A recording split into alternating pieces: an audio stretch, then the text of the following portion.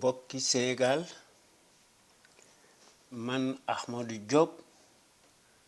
seen fidèle chroniqueur hebdomadaire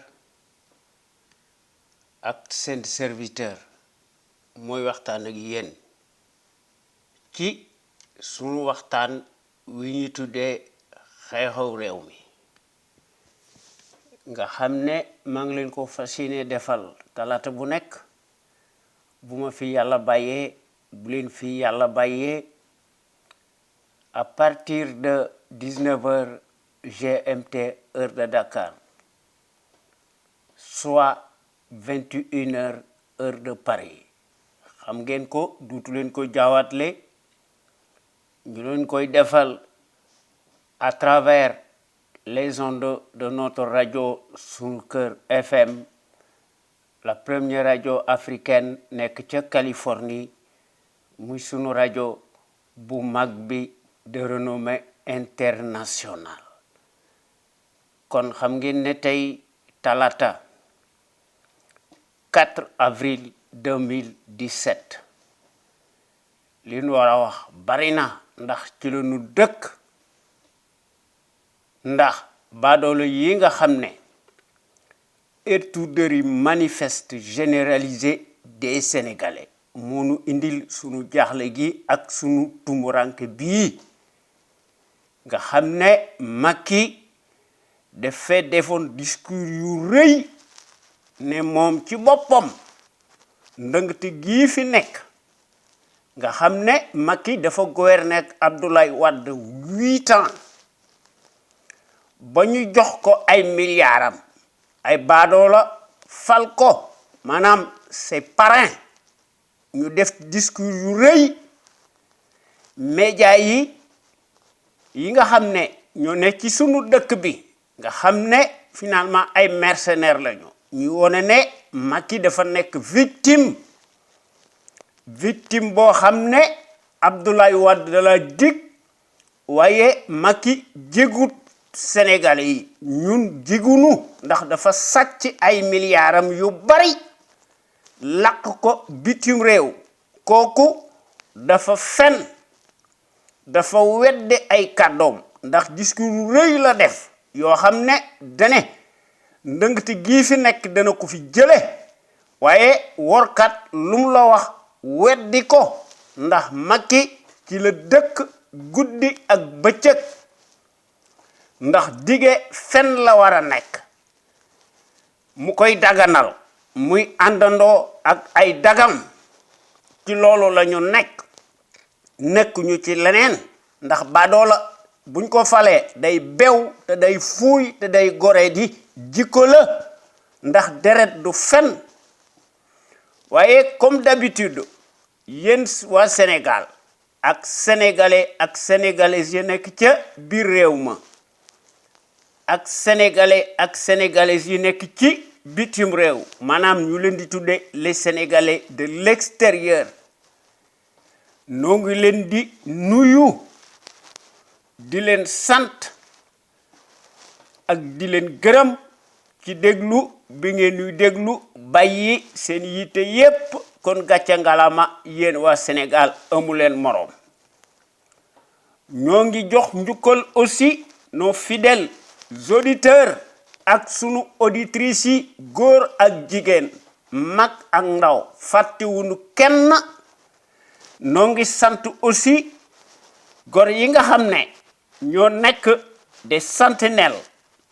nga xam ne ñoo nekk des intervenants yoo xam ne jàngkat yu mag lañu décryptage massif la ñuy def bu góor yi di def seen waxtaan ñooñu wax dëgg yàlla ñi ngi bay seen waar ci tool bi ndax kenn demul ñu des ndax góor yi bu ñuy def seen waxtaan maanaam les meilleurs sentinelles ci Sénégal bu ñuy def seen waxtaan wi ñu tuddee l'info autrement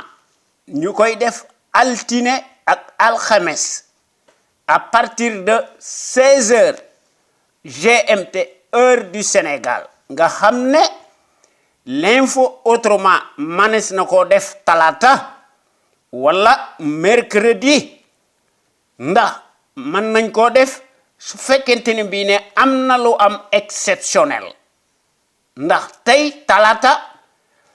4 avril 2017 l'info autrement dana am à partir de 18h heure de France soit 16h heure du Sénégal nga xam ne góor yi bu ñuy def seen waxtaan dañuy tollanti ndax samedi bu nekk ci loolu lay ñu nekk ndax dañuy def beneen waxtaan ñu tudde ko en toute objectivité loolu doyut dimanche bu nekk ci loolu la ñu nekk ñu indi weneen waxtaan ñu tudde ko la voix des jeunes maanaam baatu ndaw ñi ak yoonu ndaw ñi dimanche bu nekk ci loolu la ñu nekk ndax duñu tàyyi ndax góor yi dañuy def des réflexions remarquables prodigieuses yoo xam ne wax dëgg yàlla ñu ngi koy tabbal ci bopp sénégalais yi à travers les ondes de notre radio Sunu Kër FM la première radio africaine nekk ca Californie muy sunu radio exceptionnelle bu mag bi de renommée internationale bu loolu wéyee ñun ñi nga xam ne ñoo nekk ci conscience patriotique pour le changement xam sa réew bëgg sa réew jëriñ sa réew ñun wax dëgg yàlla ŋàññiwuñu kenn li nu bëgg mooy jubbanti sunu dëkk bi ñu jox ko ay góor bàyyi di fal baadoola ndax baadoola boo ko falee baadoola lay fal te loolu Macky wone na ko ndax Macky dafa bew te dafa goreedi ndax Macky bëggut un contre-pouvoir Macky dafa yaakaar ne buur la te loolu day tardeel sunu dëkk bi waaye nu nu mën a def bu ñu nekkee ci seeni ndëngate ñu leen di jubbanti ndax kenn moomunu ndax li nu bëgg mooy contre-pouvoir am fi liberté d'expression am fi les libertés de conscience am fi ñu indiwaat fi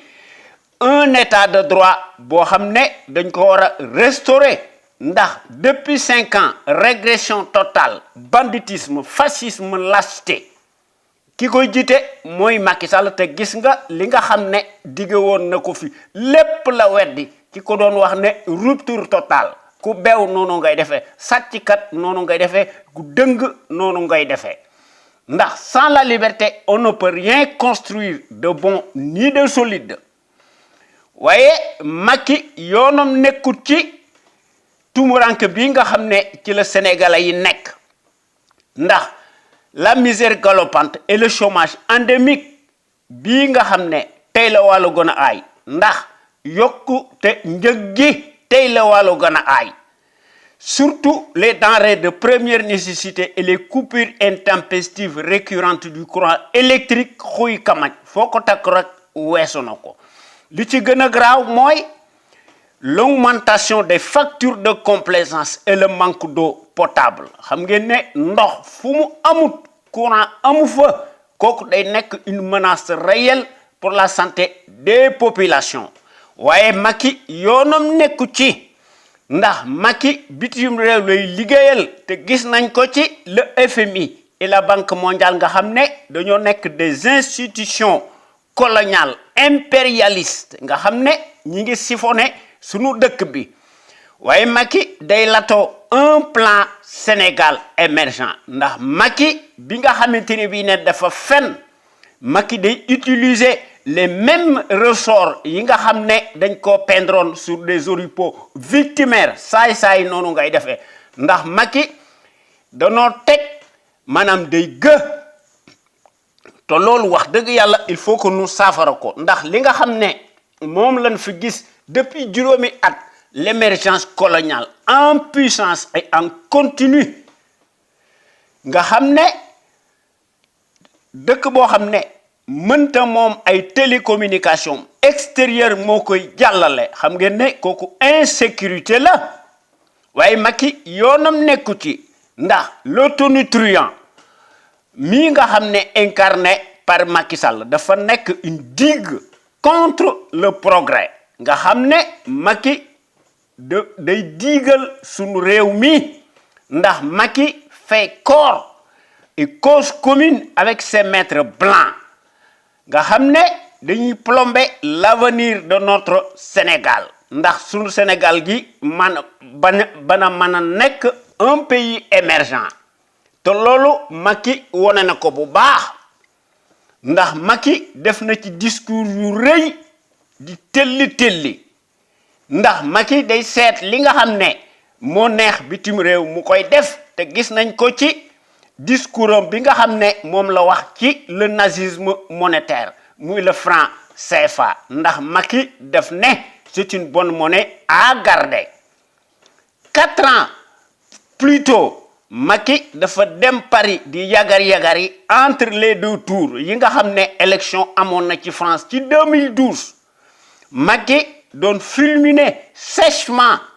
mu ne le retrait des troupes et bases militaires françaises relevait quelque peu d'un nationalisme mal placé, dixit le même homme, le même tyran. Kon Macky day def l'apologie coloniale nga xam ne ci tànk yooyu la nekk te gis nañ ko ci le train express bi nga xam ne dafa inutile ndax Macky day fexe ba nga xam ne bitim réew du yokku waaye nun dañuy wàññiku loolu mooy wone ne Macky Sall moo nekk l'envoyé spécial colonial attitré et accrédité à Dakar kon kooku dafa bew te dafa fuuy waaye Macky yoonam nekku ci ndax Macky bis bu yàlla sàkk day def des pratiques douteuses discriminatoires nga xam ne liñ fi gis mooy une gouvernance pitoyable ethnocentrique et ses affidés pour cause Macky day def xajji ak seen di gënalaate nga xam ne traître noonu ngay defee ndax Macky ci la dëkk ndax bis bu yàlla sàkk Macky day def des violations des droits inaliénables des Sénégalais nga xam ne li koy wane mooy son régime de gangstérisme, de foutoir calamiteux, ethnique, ségrégationniste, d'apartheid totalement illégal et illégitime jusqu'à la lie te loolu gis nañ ko ci inscription sur les listes électorales yi nga xam ne Macky wane na ko ci Bordeaux ak ci feneen nga xam ne ak ci Rio maanaam ci Brésil maanaam Macky lu mu la wax weddi ko ndax Macky dafa fexe ba nga xam ne ñi koy wateel mu wóor ko ne ñooñu ñoo koy wateel bi nga xamante ne bii ne ñooñu jox nañ leen ay carte électeur ak seeni passeport ak seeni carte d'identité Macky dafa def faux bon au Sénégalais te man bokk naa ci loolu moo wone ne li nga xam ne moom lañ fi gis une gouvernance pitoyable des fripouilles et des renégats en bande organisée te loolu la Macky Sall def ci la dëkk kon Macky du changer Macky boppam rek la fi nekkal ndax Macky ci loolu la dëkk loolu mooy wone ne des mensonges cousus de fil blanc nga xam ne hold-up électoral la Macky Sall def nga xam ne Macky wane na ko ndax ci législative yi wax dëgg yàlla mbetteel dana ci am ndax décidément plus menteur que Macky Sall amut te man wax dëgg yàlla am naa ci takk bu rëy ndax Macky fen dafa nekk un viatique dafa nekk un tic rituel te Macky ci loolu la nekk ndax Macky dafa nekk un mécréant machiavélique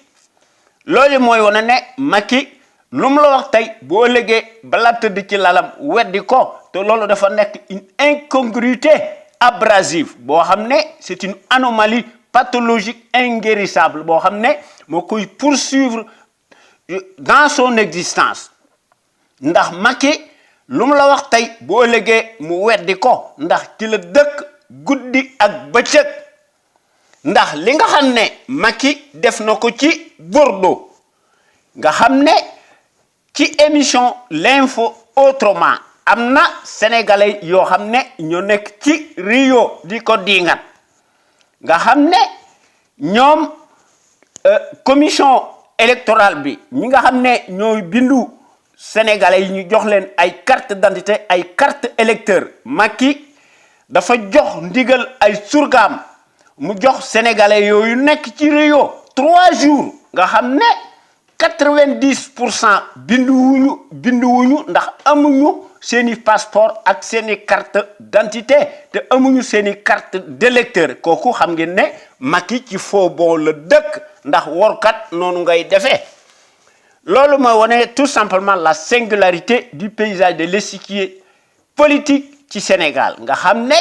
dafa nekk une véritable offense permanente contre l'ensemble des Sénégalais nga xam ne Macky faalewu leen ndax gouvernance bancale lañ fi gis te gis nañ ko ci seeni platitude manifeste nga xam ne nekkuñu ay intellectuels c'est des incultes de la tortiferie nga xam ne ki ñi di nga tey su ëllëgee bu faloo moom la ñuy àndal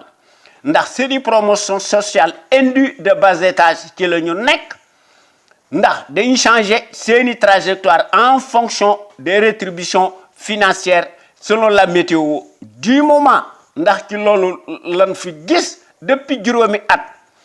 te gis nañ ko ci la horde cartélisée des chiffonniers totalement ethniques nga xam ne li nga xam ne moom lañ fi gis un pouvoir maléfique calamiteux boo xam ne day occulter maanaam ses forfaitures nga xam ne Macky menace la stabilité ci sunu dëkk bi loolu moo wane ne Macky boppam rek la fi nekkal ak waa këram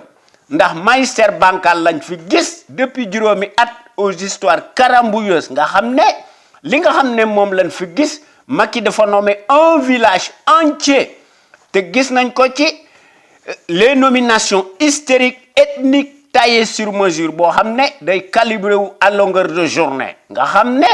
une sarabande familiale mafieuse fétichiste ethnique ségrégationniste d'apartheid à la mackisalienne lan fi gis loolu mooy wane ne Macky moo nekk l'éternel talon d'Achille contre la démocratie te wax dëgg yàlla loolu il faut que ñu saafara ko te il faut que ñu indiwaat un état de droit civilisé boo xam ne dafa am njariñ ndax l'éthique ak l'équité dafa war a nekk de rigueur ndax dafa war a servir de socle fondamental à l'échelle de nos valeurs essentielles ak ci suñuy civilisation ndax ñun ñi nga xam ne ñoo nekk ci conscience patriotique pour le changement xam sa réew bëgg sa réew jëriñ sa réew ñun daanu fexe ba nga xam ne suñu réew mi yilif boppam mu def ko ci coobaree boppam du tàggu kenn waaye Macky yaakaaruñ ko ci loolu ndax ci koo xam ne loo wax démb bu ëllëgee nga weddi ko balaa nga tëdd ci sa lal weddi ko te gis nañ ko ci dige yi nga xam ne Macky Sall dige woon na ko fi ci sur son mandat présidentiel bi mu ne woon daf koy wàññi de 7 à 5 ans waaye parodie référendaire lañ fa gis te bu nu defoon ndànk dana ko tollanti ci mois de juillet le mois des submersions torrentielles ci koo xam ne doon wax ne bu ñu ko falee président de la République day appliquer systématiquement sans condition les conclusions des assises nationales waaye Macky fàtte na ko ndax Macky bis bu yàlla sàkk lâcheté lay def ndax Macky mbilim làcc day utiliser l'article 80 bidon yi nga xam ne ñoo ngi koy gis lu ci dans les pays africains tenus d'une main de fer par des despotes fascistes workat ndax Macky moo nekk en première loge ndax Macky moo nekk le référent de la France-Afrique te loolu wax dëgg yàlla il faut que nous saafara ko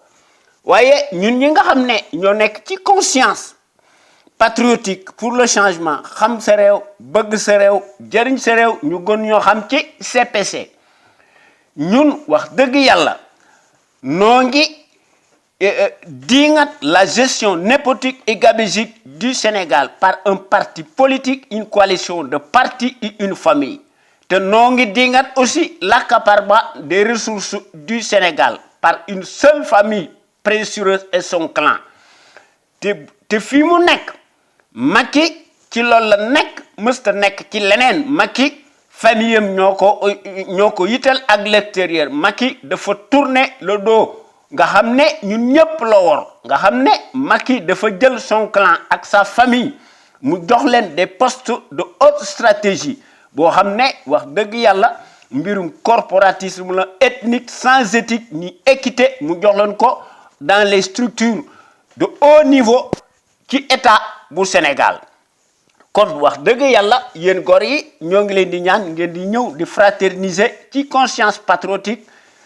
pour le changement xam sa réew bëgg sa réew jëriñ sa réew ndax bu ñu bëggee changer man nañ ko sunu Sénégal gi moo ci gagné keneen du ci gagné li fi manqué mooy ànd nekk benn fexe ba nga xam ne ñi bëgg réew mi ñoo ëpp fuuf ñu koy wor feek defuñu ko suñ réew mi day gën a dellu ginnaaw ndax day gën a jël ndaare ndax quand nous voulons nous pouvons changer dans le sens des progrès immenses exponentiels ndax ensemble tout est possible ndax toutes les ressources humaines mi ngi fi Pastef moo fi manqué nga xam ne il faut que wax dëgg yàlla loolu nu corriger ko ndax ñun ñi nga xam ne ñoo nekk ci conscience patriotique pour le changement xam sa réew bëgg sa réew jëriñ sa réew bokk nañ ci porte drapeau étendard yi nga xam ne wax dëgg yàlla dañoo bëgg fexe ba suñ réew mi ñu changer ko dans le sens des pays émergents nga xam ne ñoom ci loolu la ñu nekk ñu ci leneen ndax wax dëgg yàlla su fi suñu rajo suñu kër FM nekkutoon nga xam ne moo nekk la première radio africaine nekk ca Californie su fi amutoon àddina tukki ndax dëkk ba ku fa wax dëgg Macky Sall tëj la ci kaso bi wala nga koy tarbiyu di ko saraxaw di ko ramal ko te kooku ñuy tarbiyu di ko ramal sàcckat bu mag la loolu moo tax nu alko kon soyez plus nombreux nga xam ne ngeen di déglu gor yi nga xam ne ñooy def décryptage massif qui à travers les ondes de notre radio sunu kër la première radio africaine nekk ca Californie nga xam ne moo nekk la radio la plus populaire bi nga xam ne moo nekk l'éternelle cheville ouvrière des sentinelles sénégalaises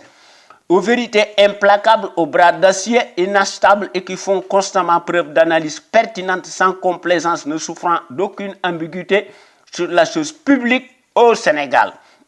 muy sunu Sénégal gi nga xam ne wax dëgg yàlla bés bu yàlla sàkk l'actualité politique bi day débordante ndax day abondante ba nga xam ne doo xam fan ngay commencer ak fan ngay teeral te loolu wax dëgg yàlla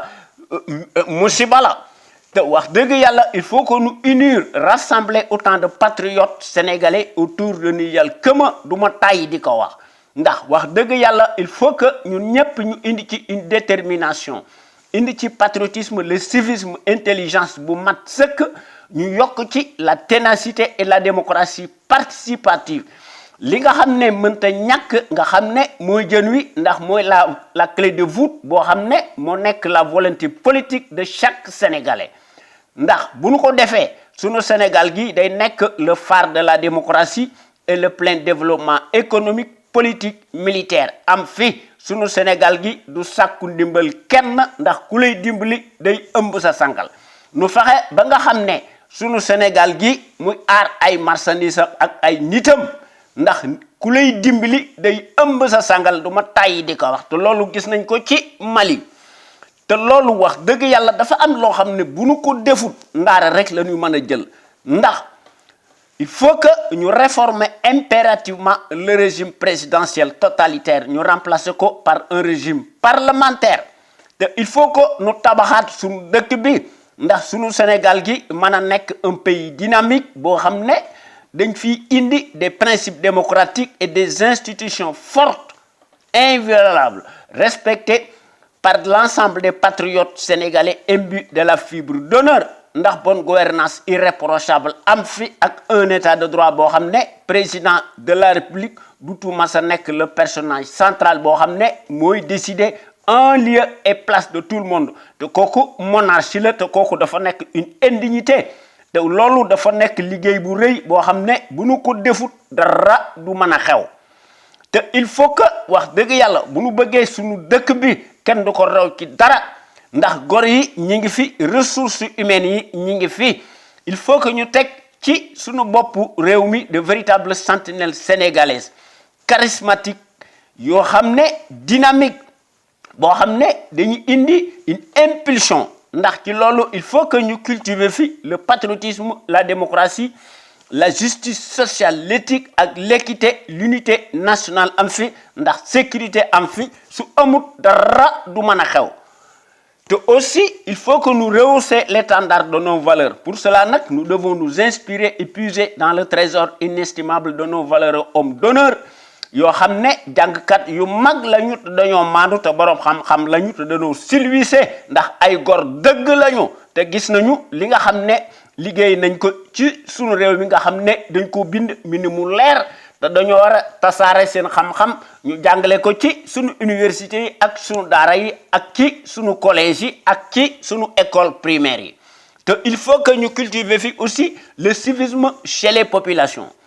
ndax il faut que ñu def loolu ndax le civisme moo nekk le réflexe décent de tout citoyen responsable qui a sa place dans la société ndax le civisme day impliquer le savoir-faire et la civilité lorsqu'il s'agit de la chose publique ndax en tant que citoyen à part entière soo amee ay droit da nga war am ay devoir waaye classe bu Macky Sall gi yaakaar nañ ne ay droit rek lañu am te loolu gis nañ ko waaye conscience patriotique pour le changement xam sa réew bëgg sa réew jëriñ sa réew ñun bokk nañ ci l'avant-garde des consciences yi nga xam ne dañoo bëgg a éveiller nit ñi sur la chose publique ndax ku yor sa kër kenn du la wax dara waaye mënoo jiite réew mi di sàcc di luubal di laq say famille te ne kenn du ma wax dara kooku mbirum jubadi la te bu woon a sénégalais yi doo nekk dara ndax ci loolu wax dëgg yàlla noo ngi ciy def une vaste campagne de sensibilisation massive boo xam ne dañoo bëgg fexe ba nga xam ne chaque fois que élection am fi chaque sénégalais et sénégalaise fu mu mën a nekk ci adduna bi dafa war a armé wu de son bulletin de vote boo xam ne mooy nekk son gourdin électoral seet ki nga xam ne mës sa sàcc ci dara te kenn muus ko tuumaal ci dara ñu woteel ko librement en toute indépendance et en toute conscience seet ki nga xam ne moo défendre l'intérêt général chaque fois que scrutin am fi waaye loolu yaakaaruñ ko ci Macky Sall ndax Macky Sall est réfractaire à la démocratie. Il faut que ñu génn ci les cirques électoraux yi nga xam ne trahison moo fi nekk ndax l'issue des scrutins se joue dans la cour des voleurs en bande organisée te il faut que ñu utiliser d'autres paramètres yoo xam ne distincts des cirques électoraux ndax Macky ay carte du ko fi jële du ma tàyyi di ko wax loolu moo tax notre rajo Sunu Kër FM la première radio africaine nekk ca Californie sun rajo bi dafa am une crédibilité par son patriotisme actif boo xam ne wax dëgg yàlla ci la nekk guddi ak bëccëg ndax la qualité est avant tout un état d'esprit qui vise à l'excellence yokkute am fi ci jëf ak ci jikko won ko askan wi bu leer naññi te loolu la sun rajo bi am ak góor yi nga xam ne ñoo nekk les véritables sentinelles sénégalaises yoo xam ne seen kaddu dañ koy wax librement en toute indépendance et en toute conscience sur des bases voulues ndax ñooy mottali par leur esprit alerte la bassesse et la médiocrité d'une certaine classe politicarde plutocrate multimilliardaire des raccourcis politiques ndax les sentinelles sénégalaises yi nga xam ne ñooy wax seeni kaddu ñu ci def décryptage massif yoo xam ne des analyses pertinentes ñu koy def à travers les ondes de notre radio sunuker.com ñoom ñëpp dañoo am une logique crédible patriotique nationaliste bien placée qu'elle distille dans les consciences sénégalaises pour que sunu Sénégal gi jëm ci kanam sunu Sénégal gi topp tànk yi nga xam ne ci les grandes nations émergentes yi nekkee nga xam ne ku leen taw ñu digale ko yow bam sap ndax notre radio Sunu Kër bi nga xam ne moo nekk la première radio africaine nekk ca Californie moo nekk le rempart de la démocratie réelle qui porte par excellence la marque du support médiatique sénégalais le plus libre pour son indépendance plausible par rapport à un exécutif corrompu, juge et parti, impulsif et qui dicte sa propre loi arbitraire au nom de la tyrannie pour faire taire toute voix discordante des opinions libres. ndax dëkk ba ku fa wax dëgg Macky Sall tëj la ci kaso bi ndax les politicards yi nga xam ne dañoo tayel dañoo paresseux ñoom dañuy sukkal raamal Macky Sall nga xam ne yaakaar nañ ne ku ko critiquer duutuloo sarax te kooku ñuy tarbiyu sàcckat bu mag la te loolu moo ne ne les sentinelles sénégalaises yi nga xam ne ñoo nekk fi ñu nekk ñoom dañuy wax ci kaw et publiquement li nga xam ne moom le minable politicars yi di penser par leur insuffisance criarde ndax suñu rajo suñu kër bi nga xam ne moo nekk la première radio africaine nekk ca Californie nga xam ne ay góor dëgg ñoo koy jiite góor yooyu nekk ñu fi rek di critiquer wala di sànni ay xeer ndax bu yàlla sàkk dañuy proposer des solutions concrètes, durables et pérennes. Ndax ñu mën fait créer un véritable Sénégal émergent, totalement opposé à celui des menteries inflationnistes fascistes. Ndax sentinelles sénégalaises yi nga xam ne ñoo nekk fi ñu nekk amu ci kenn koo xam ne am nga un complexe pour wax li nga xam ne moom nga xalaat ndax li ñu xalaat dañ koy wax ci kaw ndax ñoom ñëpp dañoo am un savoir-faire, un savoir-être, un savoir productif actif yoo xam ne wax dëgg yàlla kenn dutu ko werante tey nag sunu temu tey bi mooy nanu wax ci la république ethnique d'apartheid des juges et des procureurs politicards mercenaires ndax yaakaar nañ ne ñoom rek la yàlla ak yonente bi sàkk waaye li nga xam ne daal moo ci nekk te loolu kenn mënu ko weddi ndax qu'on le veuille ou non nous avons un cœur de l'État sénégalais personnalisé jusqu'à la lie, un guignol attardé, menteur professionnel, profanateur dans l'âme. Ndax li nga xam ne moo fi nekk li nga xam ne moom lañ fi gis depuis juróomi at l'inimitable fourbe taciturne voleur pilleur de nos sources de nos ressources naturelles muy Macky Sall mii nga xam ne wax dëgg yàlla dige fen la war a nekk ndax Macky day violer ndax Macky tue, foule du pied systématiquement la démocratie et les libertés de conscience à travers sa presse de servitude et ses juges, ses procureurs politiques mercenaires, tous blottis, qui roulent automatiquement dans son siège, la tête baissée, tels des otages enchaînés, marqués au fer rouge. Loolu moo fi nekk ndax dëgg mënta nekk ay fen ndax li nga xam ne moo fi nekk lu ëpp tuuru li nga xam ne daal moo fi nekk ay workat yoo xam ne finalement un ramassis de racailles, ripailles, ripoux cartélisés en juge et en procureur déguisé sorti de terre ki ñu ne xawma ci yan école la ñu génne nga xam ne ñoom dañoo yaakaar ne ñoo gën a muus nit ñi ndax dañuy marqué ndax dañuy imprimer seeni marque totalitaire pour les beaux yeux d'un aventurier servile qui nous enquiquine muy Macky Sall mi nga xam ne tiens vaille que vaille nga xam ne dañoo bëgg a mettre dans une bouteille te loolu wax dëgg yàlla doon ko war a lànk ndax li nga xam ne moom lañ fi gis depuis juróomi at la surabondance nauséabonde surréaliste tribaliste des juges et des procureurs politicards mercenaires yoo xam ne dañoo nekk au service de la république ethnique d'apartheid nga xam ne sénégalais yi semble-t-il dafa mel ni que ñooñu daal finalement amuñoo njariñ ndax dañ leen di dominer nga xam ne finalement sénégalais yi dañ leen a agencé de seconde zone depuis hélas le triste regrettable soir historique du 25 mars 2012 te loolu wax dëgg yàlla loolu gàcca la ndax baadoola kenn du ko jox am réew nit bala nga ko jox am réew lëmm da nga koy seet ba xam mooy kan démb mooy kan fan la jóge lan la fi def seet ko waaye nun duñ ko def ku lu gën a mën a sàcc moom la ñuy fal kon suñu Sénégal gi est-ce que nekkut ce géant virtuel aux pieds d'argile face à la tyrannie d'un félon déclaré notoire ndax face au triomphalisme blasphématoire de la République ethnique des juges et des procureurs politicards mercenaires tous viciés et ligués il nous incombe d'être donc debout pour en finir avec eux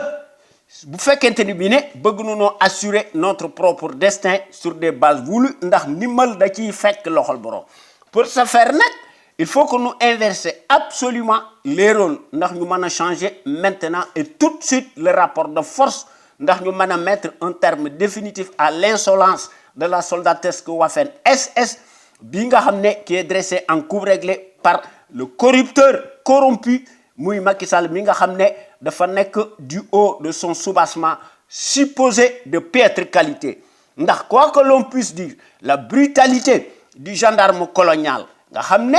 finalement ay baadoola lañ fi teg ñu nuy gouverner nga xam ne maanaam nos élites traîtresse interposée nga xam ne de Senghor en passant par Abdou Diouf bi nga xam ne moo nekk le soldat de la francophonie jusqu'à Macky Sall mi nga xam ne moo nekk le pire nègre des larbins estampillé nga xam ne Macky day érigé wu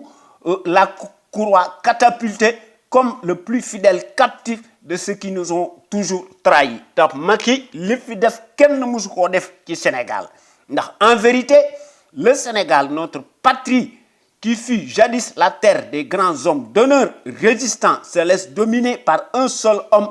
appartenant à la loge maçonnique qui le parraine par derrière en lui donnant toute la logistique nécessaire nga xam ne le but essentiel est de renforcer son pouvoir d'apartheid ethnocentrique intégriste que l'on appelle nga xam ne dañ koy def ci seeni accord de défense boo xam ne finalement dañuy déguiser wu en entreprise coloniale dans les faits ndax loolu moo fi nekk ndax li nga xam ne moom lañ fi gis depuis juróomi at la république de pacotille de la racaille et du gangstérisme nga xam ne dañuy réquisitionner pour les besoins du service des juges poueux ethniques et des procureurs bëkk nekk qui s'activent bassement sur l'autel nga xam ne dañuy tàllal seeni këll ndax ñu mën leen a jox ay galon ndax dañoo bëgg a baliser le terrain nga xam ne dañ leen di envoyer au charbon ki leen envoyer au charbon muy le voyou bi nga xam ne qui se donne piteusement une respectabilité imaginaire derrière les grilles d'un palais alpulaar des fétichistes déclarés nga xam ne Macky ci loolu la nekk ndax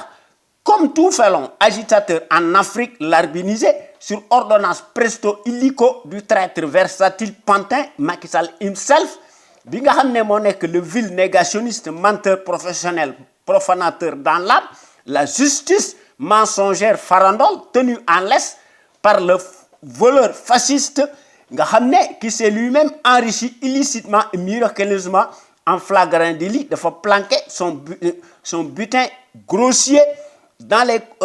comptes bancaires yoo xam ne daf ko ubbi dans les paradis fiscaux à l'abri des regards indiscrets ndax Macky day trier au volet ndax Macky day cueillir à tout vent ndax Macky day élaguer sans répit ses adversaires politiques immédiats présumés coupables désignés d'avance qui doivent nécessairement passer par la potence et à quelques encablures des parodies législatives en perspective de juillet 2017 nga xam ne muy le moment bi nga xam ne ay submersion apocalyptique dañuy freiner ndax dañuy réduire le vote des Sénégalais ndax ku dëng noonu ngay defee te loolu Macky Sall ci la nekkut ci leneen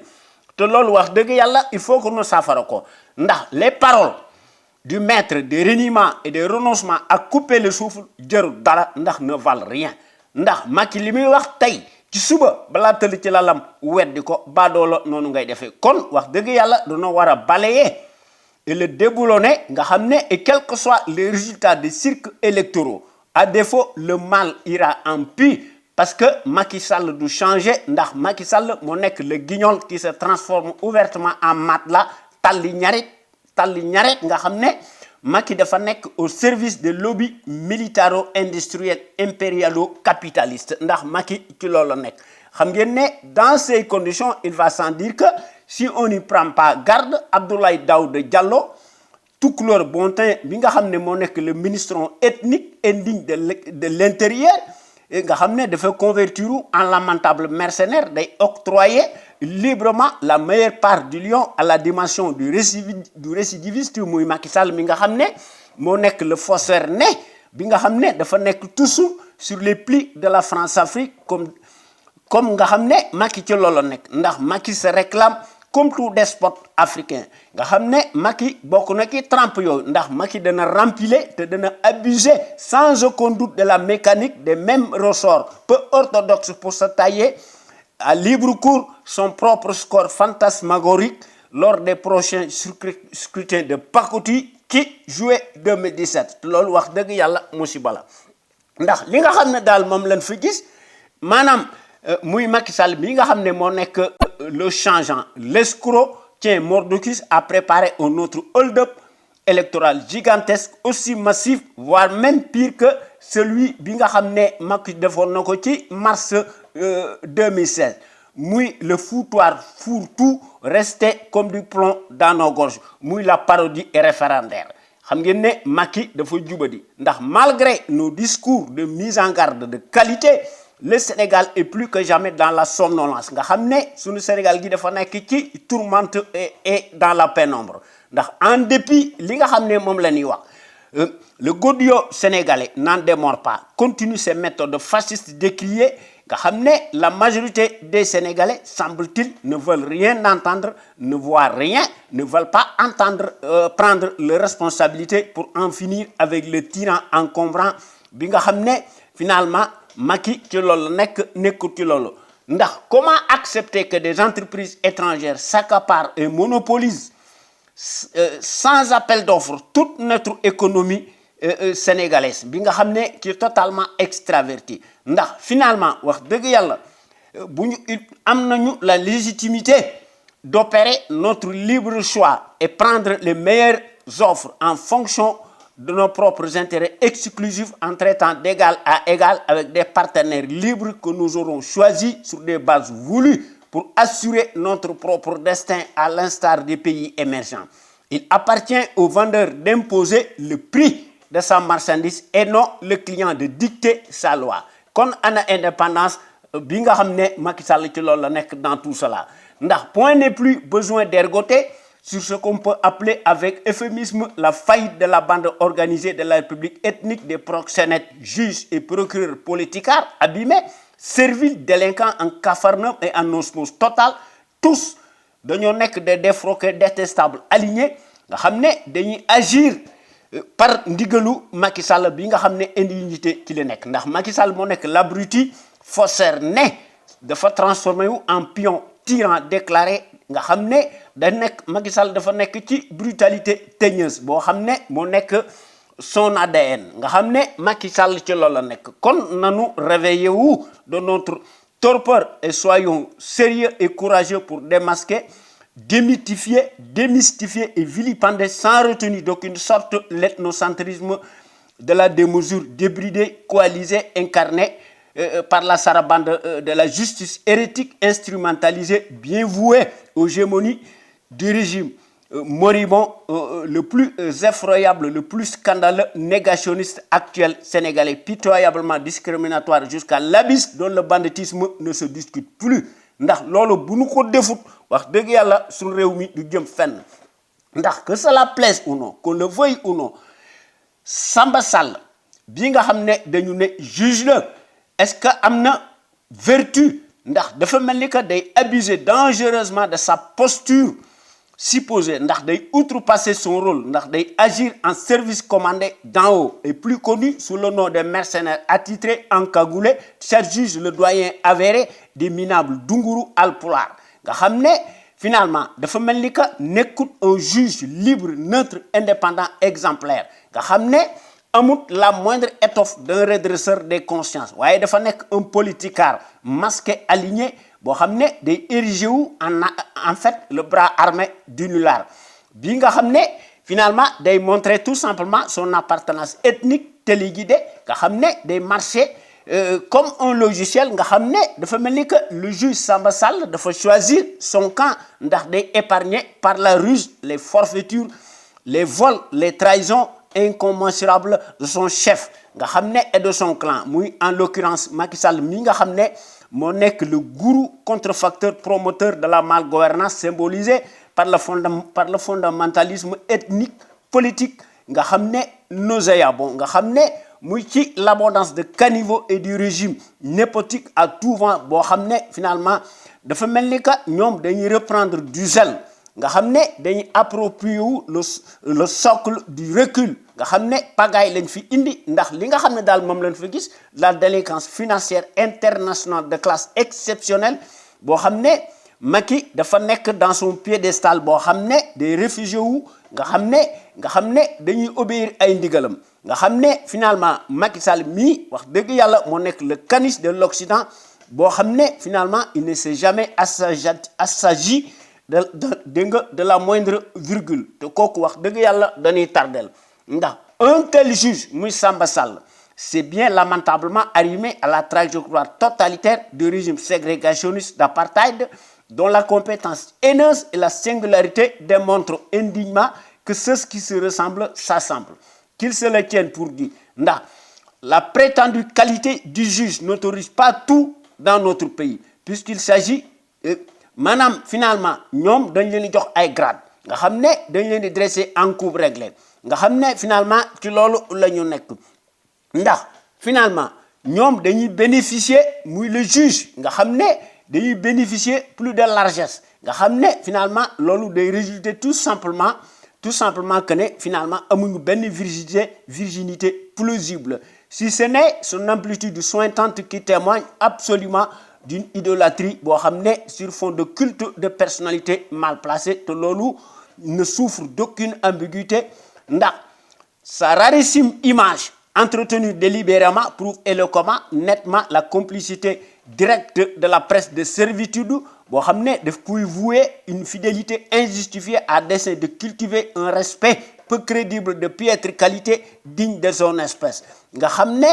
loolu amut sa raison d'être nga xam ne le but majeur mooy viser tout simplement ndax dañoo bëgg a préserver son image salie boo xam ne qui est totalement nga xam ne ay partialité déconcentrée ci la ñu nekk te loolu échappé kenn ndax li nga xam ne moom na ci suñu dëkk bi les visages singuliers du cartel des politicards y compris les procureurs affiliés à la pieuvre de l'APR sont largement connus du grand public sénégalais mais bizarrement comme par hasard et à contrario la majorité des Sénégalais dañuy ignorer totalement maanaam la photo grandeur nature du juge Samba Sall le fantôme politicard mercenaire bëkk nekk nga xam ne dafa nekk en intelligence totale avec notre ennemi exclusif numéro 1 muy le traître fourbe le référent de la France-Afrique bien connu en Afrique muy Macky Sall. Allez savoir ndax il est beaucoup plus facile de chercher une aiguille dans du foin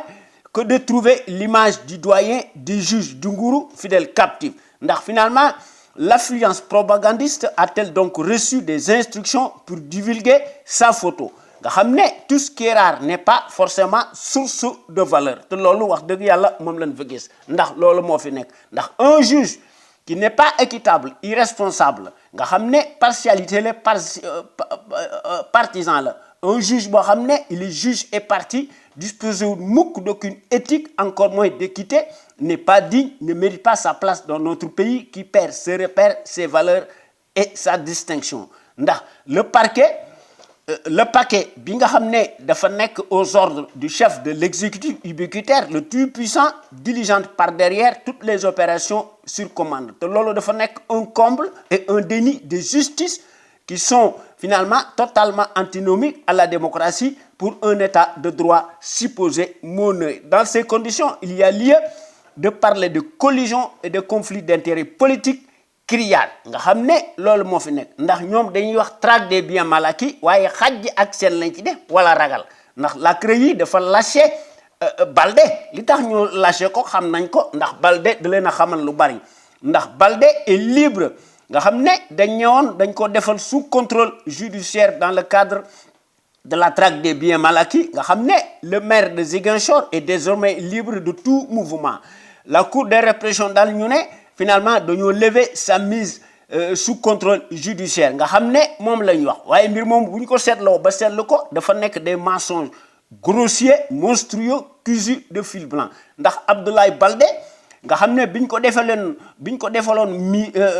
mise sous contrôle da doon taxawàllu di tukki ci àdduna bi ndax dafa mas a libre à tout vent ndax il était libre de ses mouvements ndax da doon voyager à tout vent sur l'échelle planétaire internationale au nom du gën a laate ma tey nga xam ne Macky le Couar nga xam ne finalement mbir moomu mbirum lâcheté la kon xanaa kon dafa ragal Abdoulaye Baldé ndax loolu dëgg gu wér peng la ndax dafa mel ni que Macky dafa abdiquer pitoyablement et totalement ndax finalement Macky ci loolu la nekk ndax Abdoulaye Baldé dafa bander ses muscles face au traître ndax Abdoulaye Baldé dafa def debout nga xamante ni bii ne Abdoulaye Baldé loolu moo tax Macky ragal ko ndax Macky dafa def des crimes imprescriptibles voilà la réalité te loolu wax dëgg yàlla l'idylle de Ziguinchor nga xam ne la CREI daf ko bàyyi finalement la CREI moo nekk l'instrument politique défroqué n'obéit qu'aux pulsions névrotiques et au doigt et à l'œil du pantin trouillard de naissance bien connu muy Macky Sall ndax li nga xam ne moom lañ ci xam mooy dafa am 3 tribunaux autoproclamés parallèles sous la bénédiction boo xam ne dañuy traversiru en mercenaire nga xam ne dañuy habité wu ndax dañuy agir de concert et en toute impunité en tête desquels les robots respectifs muy Mamadou Badio Camara le retraité bi nga xam ne day reprendre du service nga xam ne dañ ko catapulté nga xam ne ci cour suprémaciste tukulóor nga xam ne ethnique te gis nañ ko ci Serigne Bassirou Gueye proche de Mimi Touré boo xam ne day accommodé wu dans son rôle de procureur bu Macky Sall nga xam ne moo nekk le référent de la France-Afrique te gis nañ ko ci Abdoulaye Diagne nga xam ne finalement dañ ko takkal ay grade ndax moom it procureur la agitateur la spécial ndax procureur spécial la près la CREI et le juge Samba Sall bi nga xam ne finalement militant APR déguisé la chevronné talibanisé très proche de l'ethniste muy le tyran Macky Sall ndax toute cette ribambelle de racailles finalement dañoo nekk partie prenante waaye dañuy prendre fait et cause pour le triomphalisme de la dictature macky-sallienne te loolu wax dëgg yàlla noo ngi koy naqarlu ndax li nga xam ne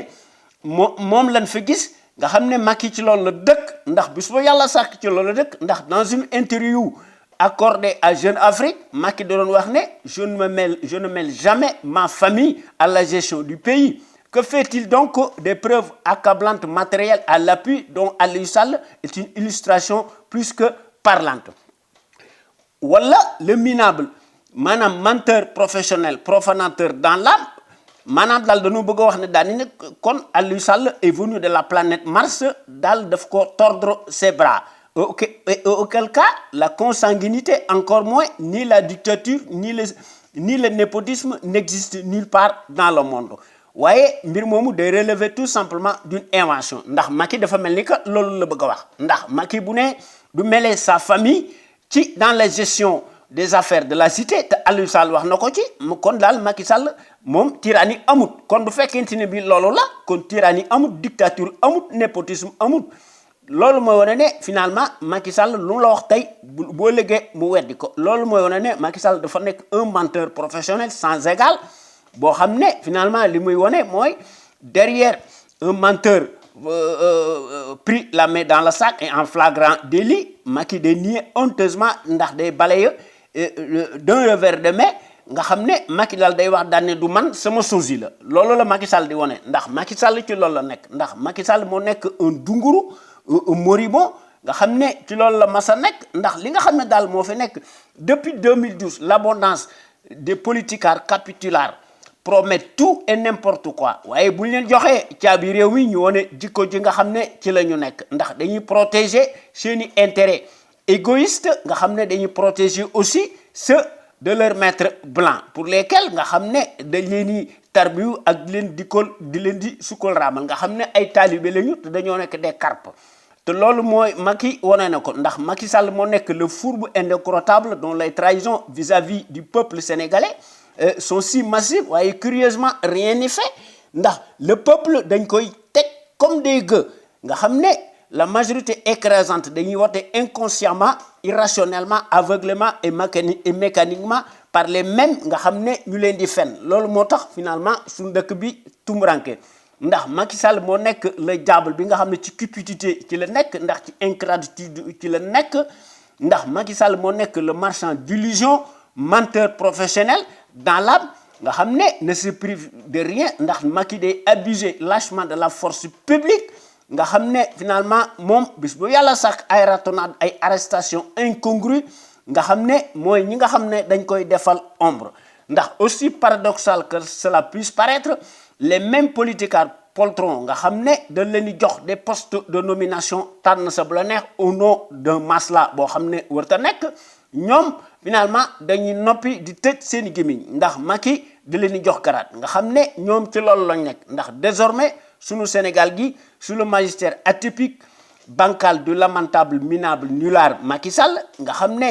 Macky ci loolu la masa nekk ay dictateur ci la dëkk ak guddi ak bëccëg ndax nous avons des preuves matérielles lors de la grande escroquerie politique des municipales ci 2014 nga xam ne ñu baptisé ko le casse du siècle boo xam ne Macky dafa indi woon un dispositif impressionnant militaire a permis d'introniser Mansour Faye l'inculte autoproclamé et maire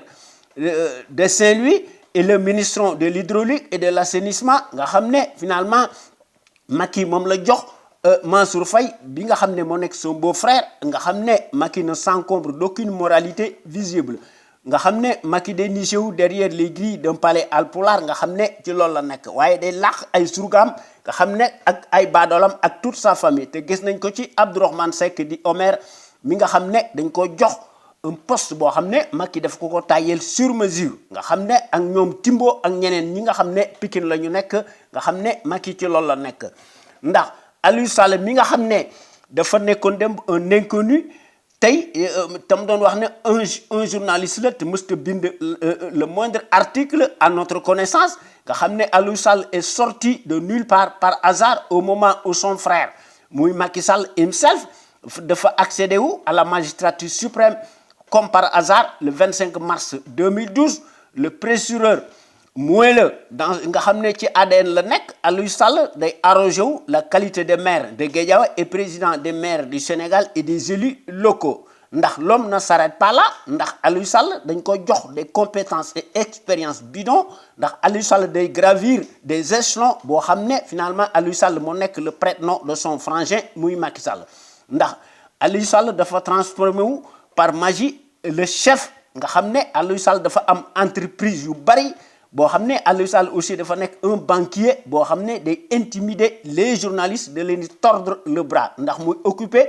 tous les plateaux de télévision pour faire ses numéros spéciaux ndax Aliou Sall ci loolu la nekk ak Macky Sall loolu moo tax wax dëgg yàlla suñu réew mi tumuranke jaaxle ndax dafa am 3 éléments essentiels suivants qui se tiennent comme un collier ñooy plombé ndax ñooy freiner l'émergence de notre pays le Sénégal loolu mooy expliquer incontestablement notre retard et nos éternels déboires et notre dépendance systématique dynamique ñett ñooñu bu ci jëkk mooy les accords de défense bi ci topp mooy le nazisme monétaire du franc CFA bi ci topp mooy le monopole des entreprises coloniales nga xam ne ñooy monopoliser toute l'économie sénégalaise nga xam ne